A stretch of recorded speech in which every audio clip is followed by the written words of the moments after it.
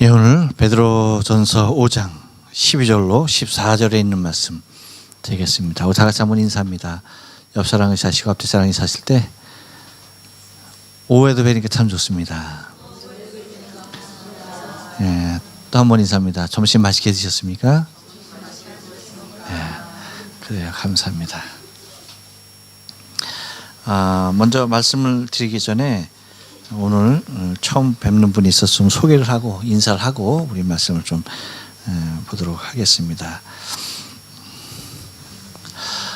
통후배 카츠시상 오늘 이렇게 처음 뵙게 됩니다. 예, 요로시ku 오네가시마스. 요코소 아리가토 고자이마스. 네, 감사합니다. 예. 通訳機はよく聞きますか?そうですか. 예, 그래요. 감사합니다. 이 베드로 사도가 이 서신을 썼을 때는 우리가 지난주에 생각했던 대로 참 이 모든 것이 다 하나님의 은혜다 라고 했는데, 지금 이 베드로 서신을 대하고 있는 우리의 2000년 정도가 지난 우리의 입장에서는 이 하나님의 은혜도 은혜지만 이 컴퓨터의 은혜가 아니면 참 힘든 것 같아요. 어떻게 교회 컴퓨터가 여러 대 있는데 그 여러 대가 모두 다 어떻게 이렇게 동시다발적으로 상태가 안 좋아져서 찬양할 때 여러분 오늘 자막 못 봤죠? 찬양 다 끝나고 나니까 업데이트가 딱 끝나네. 1시간 걸쳐서 딱 기가 막힙니다. 그래서 뒤에 저기 모니터가 이제 여러분 안 보이지만 컴퓨터가 작용이 되는 것 같고, 제 사무실에 있는 컴퓨터는 마탱이가 같습니다. 그래서 안 되네. 저기 우리 누구죠? 우리 김동윤 지사님 SS를 쳤는데 아직 제가 모르겠어요. 어떻게 연락이 왔는지 안 왔는지 잘 모르겠네요. 아무튼 그렇습니다. 근데 이렇게 또 그 와중에서도 찬양도 또 은혜 가운데 잘 맞춰진 것 같고 너무나 감사합니다. 여러분, 우리가 하나님의 은혜 가운데 산다라고 할 때에 베드로전서를 통해서 우리에게 말씀해 주시는 것은 교회가 외부적으로는 여러 가지 핍박들이 있었습니다. 그렇죠? 그 여러 가지 외부적으로 오는 핍박에 대하여서 이겨낼 수 있는 힘과 용기를 흩어져 있는 많은 교회와 성도들에게 베드로 사도가 이제 친히 편지를 쓰고 있는 것이고, 이제 우리가 오늘 베드로 전서를 이제 마지막으로 마치면 이제 다음 주부터는 이제 베드로 후서가 시작되는데, 베드로 후서는 우리 베드로 전서가 우리가 지금까지 봤던 것은 외부적인 핍박에 의해서 이제 교회의 성도들을 위로하고 힘을 주고 권면하는 모습이었다고 한다면, 이제 베드로 후서의 모습은 외부적인 핍박이 아니라 내부적인 갈등과 여러 이단과 방해적인 사단의 공략들에 대하여서 이제 이겨낼 힘을 불어넣는 모습을 바라보게 됩니다. 저는 오늘 이 마지막 이제 베드로전서 마지막 부분을 대하면서 생각나는 부분들이 있어요. 떠오르는 부분들이 있어요. 그것은 뭐냐면, 베드로 사도가 서신을 쓰고 있는데 그 서신의 전달자 역할을 하는 한 사람의 이름이 지금 오늘 본문에 나와요. 그 사람의 이름이 뭐라고요? 실로아노라고 하는 인물이 나옵니다. 이방인 교회의 지도자로서 세움을 받은 이 사람이 유대인들에게 많은 정통성의 논란과 핍박을 또한 받았지만, 그래도 베드로는 이 사람에 대한 신뢰를 놓치지 않고 끝까지 신뢰하면서 어떻게 합니까? 이 서신을 전달하는 전달자로서 역할을 맡기는 것을 바라보게 되어져요. 여러분, 이 전달자의 역할이 얼마나 중요한가 하는 것은 우리가 너무나 중요한 요소로 발견하게 돼요. 왜냐하면 여러분 한번 생각해 보세요. 지금 베드로 사도가 이 서신을 열심히 불러준 걸 누군가가 대서해서 썼어요. 그렇다 한다면 이것을 전달해 주어야 하는 입장에서 이것을 정말 중요하게 생각하고 이것을 전달해 주었기에 이것이 어디까지 오는 거예요? 지금까지. 그렇죠. 우리에게까지 읽혀지는, 우리에게까지 전해지는 하나님의 말씀으로 우리에게 온다는 사실이에요. 만약에 실로아노 이 사람이 혹시 이 전달하는 과정에서 어떠한 일이 있거나 이것이 온전히 전달치 못했을 때에 이것이 어떻게 우리의 손에까지 들어올 수 있었겠는가 하는 것과, 또한 이 전달자의 모습도 그렇지만 여러분, 이 서신을 접하고 있는 원독자의 모습들도 그렇죠. 얼마나 이 서신을 중요하게 생각하고 이것을 정말 하나님의 말씀으로 마음 가운데 새기고 있었는가라고 하는 사실을 우리가 알아볼 수가 있는 것이, 그렇지 않습니까? 전달하였어요. 근데 이것이 읽고 그것을 대하는 많은 사람들이 이것에 대하여서 정말 간절히 사모함으로 이 말씀을 받지 않았다라고 한다면 어디론가 어떻게든가 흩어지고 말았을 법한 그러한 일들도 많이 있었을 텐데, 이 말씀을 대하는 이 베드로 사도가 써준 이 서신을 중요하게 생각하고 간직하려고 했던 그들의 중심을 우리가 또한 헤아려 볼 수가 있다는 것이죠. 여기서 여러분, 우리가 기억해야 할 것은 하나님께서 우리에게 수없이 많은 은혜를 부어주셨는데, 베드로의 고백과도 같이 지난 시간에 봤던 모든 것이 하나님의 은혜, 모든 은혜의 하나님이라고 그렇게 칭하면서 하나님의 은혜에 대한, 하나님의 은혜로 말미암아 살 수밖에 없었다라고 고백하는데, 여러분, 우리는 하나님의 말씀을 너무나 쉽게 접하고 있는 지금의 이 시대에 우리가 하나님의 말씀은 우리의 중심 가운데 무엇으로 오고 있는가 하는 것을 한 번쯤 되짚어 봐야 하겠다라고 하는 것이에요. 정말 이 말씀이 내 신비에 깊이 새겨지기를 원하는 그런 간절한 마음으로 이 마지막 장을 넘기고 싶은 그런 생각이 드는 것입니다. 그래서 그렇게 말합니다. 베드로 사도가 12절에서 얘기하는 것, 내가 신실한 형제로 아는 실로아노로 말미암아 너희에게 간단히 써서 권하노니 이것이 하나님의 참된 은혜임을 증거하노니 라고 그렇게 말을 하고, 너희는 이 은혜에 굳게 서라 하면서 마지막 인사말에도 뭘 잊지 아니하고 뭘 중요시하고 있는 거예요? 하나님의 은혜라고 하는 그 모습을 확실하게 붙잡아주고 있는 것을 바라보게 되어져요. 그러니까 여러분, 우리의 인생의 삶 가운데서도, 우리의 신앙의 삶 가운데서도 가장 중요하게 우리가 찾아내야 할 부분이 뭐냐? 모든 것이 하나님의 은혜였습니다. 이것도 하나님의 은혜입니다 라고 하는 하나님의 섭리와 계획 가운데 내 신앙의 삶의 노선이 지금 정하여지고 내 인생의 방향이 그쪽으로 이끌림 당하고 있다라고 하는 그 고백이 우리 인생의 삶 가운데 가장 중요한 고백이 아닐 수가 없어요. 근데 여러분, 이것이 그냥 막연한 모습에서의 고백이 아니라 우리가 우리의 인생의 걸음을 다 뒤돌아보면 하나에서부터 열까지 하나님의 은혜가 아닌 것이 결코 단 하나도 없다라고 하는 거예요. 우리가 아는지 모르는지 지나온 세월들이지만 그 은혜 가운데 우리는 기억하지도 못하고 우리는 지나쳐버린 많은 일들 중에서도 그 모든 것들이 하나님의 다 간섭하에 있었다는 사실, 곧 그것은 하나님의 은혜로 우리 가운데 나타났다라고 하는 그 사실에 대해서 고백하길 원하는 그런 모습들을 우리가 바라보게 됩니다. 그리고 지금은 이제 13절에서는 지금 자기와 함께하는 사람들이 지금 누구인가에 대하여서 고백을 해줘요. 12절에서는 전달자의 실로아노를 얘기하고 있는가 하면, 이제 13절에서는 자기가 지금 누구와 어떻게 함께하고 있는지에 대하여서, 그러니까 베드로 사도는 자기가 기력이 되는 한 조금이라도 더 많은 교회들을 방문하고 더 많은 성도들을 찾아가길 원했어요. 근데 지금 그 일을 하는 가운데 지금 어디에 머무르고 있느냐라고 할 때에 바벨론에 있는 교회에 지금 머무르고 있다라고 하는 사실이에요. 그리고 거기에 있는 성도들과 함께 또 누구를 거론하냐 하면 믿음의 아들이라고 하는 마가를 소개하는 것을 바라보게 되어져요. 그러니까 바벨론에 있는 교회 성도들과 마가가 지금 그들과 함께 있는, 그러니까 베드로 사도는 지금도 뭐 하는 중이다? 지금도 주의 복음을 위하여서 주에 흩어져 있는 교회들과 성도들을 돌아보는 신방 중에 있는 것을 바라보게 됩니다. 그러니까 마지막 주의 부르심을 입는 그날까지 그의 발걸음을 놓지 않았던 베드로의 사도의 행적을 우리에게 보여주고 있는 것을 바라보게 되어져요. 여러분 한번 생각해 보세요.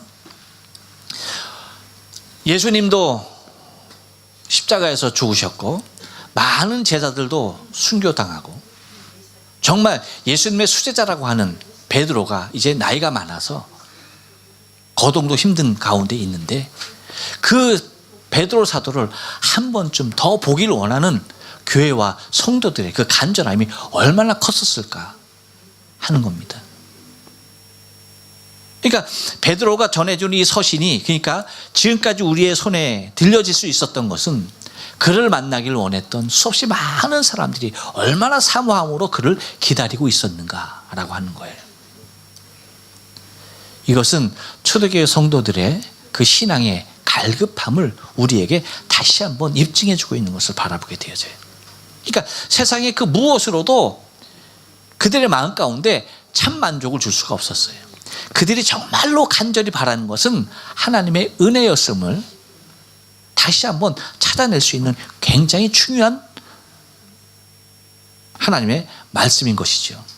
그러니까 베드로를 보길 원하는 그들에게 이 베드로가 보낸 이 편지는 너무나 중요한, 정말 마른 땅에 단비가 내려서 해갈하는 듯한 그러한 심령의 단비로 올 수밖에 없었던 것이죠. 그러니까 만약에 그를 직접 또 한번 볼 수 있었다고 한다면 너무나 감격스러운 모습이라는 거죠.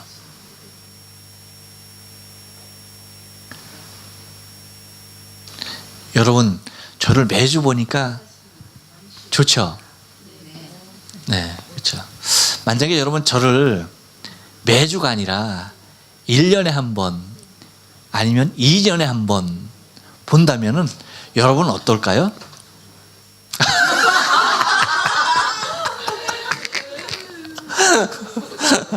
할렐루야. 아, 마음이 굉장히 자유로워지네. 저는 집안에 있대요. 저는 집안에 있대. 아, 그렇죠. 네, 그렇죠. 내 원수는 내 식구에 있다. 아, 그래요. 아, 그렇게 해드릴게요. 네, 그래요. 그래서 1년에 한 번, 네, 2년에 한 번, 네, 뵙도록. 특별히 우리 김용진 집사님은 네, 10년에 한 번. 네, 그렇게 보도록 해야겠네요. 저희는 매주 보니까 여러분 그렇게 간절함이 없어요, 사실은. 그렇죠?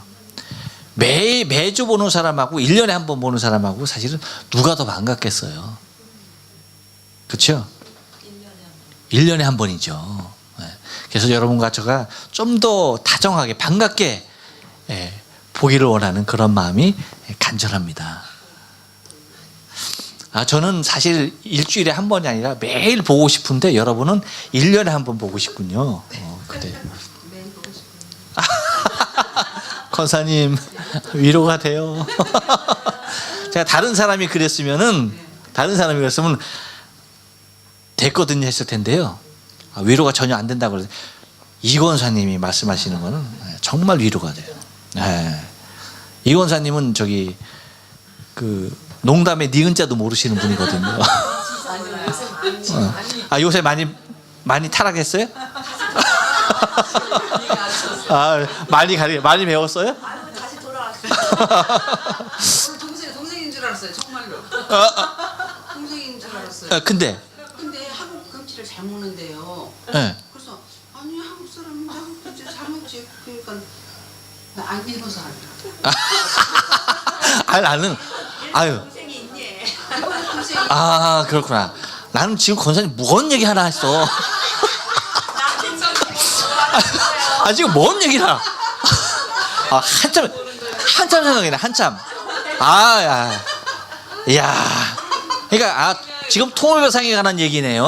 난 뭔 얘기인가. 나는 그래서 동생이 갖고 그러면 배경희 집사님이 김정희 집사님하고 이순희 권사님하고 동갑이란 얘기인가. 지금 막 들으면서 그렇게 생각했는데 전혀 들을 때 이제 동생이야 그랬거든요. 네. 이제 권사님이 진짜구나 이제 모르는 거야. 그러니까 권사님 말씀이 위로가 된다니까. 그래요. 다른 사람은 제가 다 괘씸한데 우리 권사님의 그 마음을 봐서 제가 일주일마다 얼굴 보여드릴게요. 아, 그래. 그러니까 여러분 얼마나 베드로를 보기를 원했겠어요. 그렇죠. 그러니까 그가 보내준 서신이 정말 눈물 나도록 감격스럽고 간직하기를 원하는 그 모습이 컸던 거죠. 여러분 우리도 우리의 그 신앙의 가장 중요한 모습으로 나를 강하게 이끌 것은요 다른 것 아니에요. 주를 보기를 원하는, 그렇죠? 주를 만나보기를 원하는. 여러분 왜 초대교회 성도들이 베드로를 그렇게 보기를 원했을까요? 베드로 사도를 그렇게 보기를 원했을까요? 왜일까요? 수지자라서? 왜일까요? 여러분 다 떠났어요. 다 죽었어요. 근데 지금 베드로 사도는 누구예요? 예수님을 직접 본 사람이야. 예수님 볼 수 있어요? 없어요? 없는 거야. 우리만 보는 게 아니라 그때 이 당시에 베드로가 이 서신을 쓸 당시에도 예수님을 볼 수가 없었어요.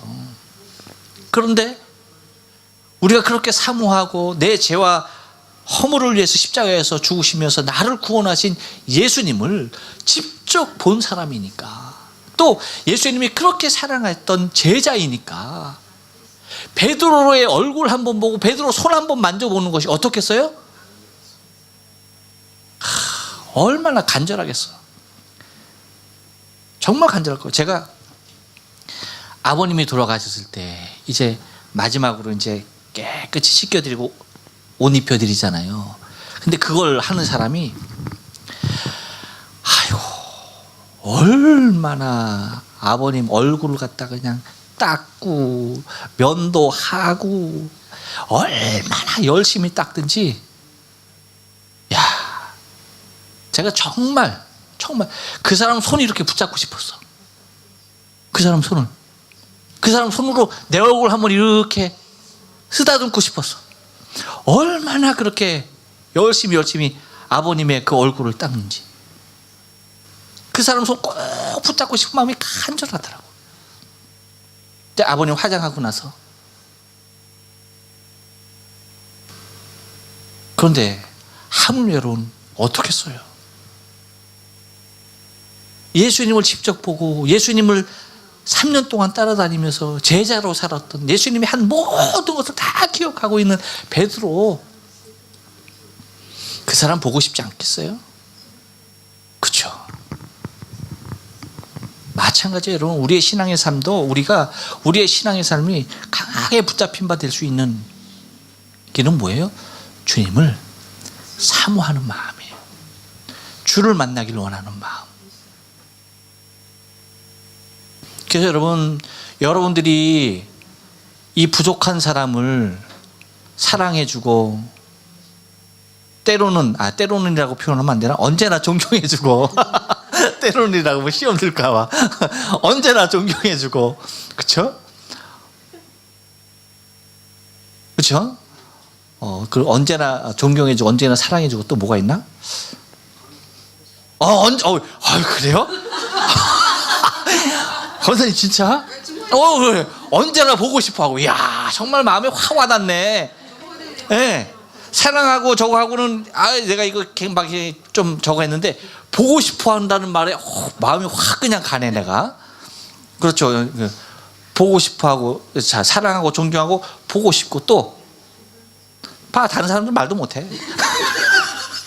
권사님이니까 보고 싶다. 다른 사람들은 마음에도 없어. 말 안 하실 분이 해보세요. 뭐요? 자. 매일 보고 싶고 매일은 좀 무리까. 아유 매일은 무리래 백집사님은. 근데 이권사님은 순간순간 보고 싶어. 순간순간. 그러니 왜 여러분 제가 언제나 존경스럽고, 아닌 것 같잖아. 때로는 존경스럽고 때로는 사랑할 만하며, 그리고 이권사님은 날마다 보고 싶은 이유가 뭐예요? 이유가 뭡니까? 제가 잘생겨서? 그렇죠. 다른 거 아니에요. 제가 정말 주께서 말씀하신 주의 말씀을 전한다라고 하는 그 한 가지 이유밖에 없는 거예요. 그것이 여러분 우리의 신앙의 모습인 거죠. 뭐예요? 주를 사랑하는 마음, 주를 보고 싶은 마음, 주를 만나고 싶은 그 심정이 바로 그렇게 되는 거예요. 다른 것 아니에요. 그것이 여러분 우리의 신앙의 모습이에요. 그렇기 때문에 우리가 주를 사모하고 주님을 보기를 원하는 그 간절한 소원이 없어지면은 우리의 신앙은 메말라 버리는 거예요. 그러니까 여러분 베드로 사도를 그렇게 만나기를 원했던 초대교회에 흩어져 있는 교회에 있는 성도들의 모습을 여러분 한번 생각해 보면서 그들이 왜 베드로 사도를 그렇게 보고 싶어 했는가? 그것은 다른 게 아니라 주를 만나기를 원하는 그 간절함이 그토록 사모하도록 넘쳤던 것을 바라볼 수가 있는 겁니다. 그래서 뭐라고 얘기합니까? 이렇게 얘기해요. 14절에서 너희는 사랑의 입맞춤으로 피차 무난하라. 자, 우리 서로 입맞춤으로 무난합시다. 자, 네. 네. 예. 제일 그래. 좋아하는. 자, 사랑의 입맞춤. 입을 잘 맞추세요. 자, 서로 보고 사랑합니다 하세요. 네. 아니, 입이 가까이 가지 말고 입을 잘 맞추라고요. 사랑합니다라고.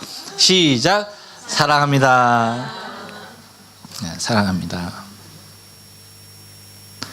이때 이 사람들은 서로 이렇게 입맞춤을 통해서 인사. 그래서 여러분 서양의 사람들 인사하면 이렇게 볼을 갖다 이렇게 하고 이렇게 하잖아, 그렇죠?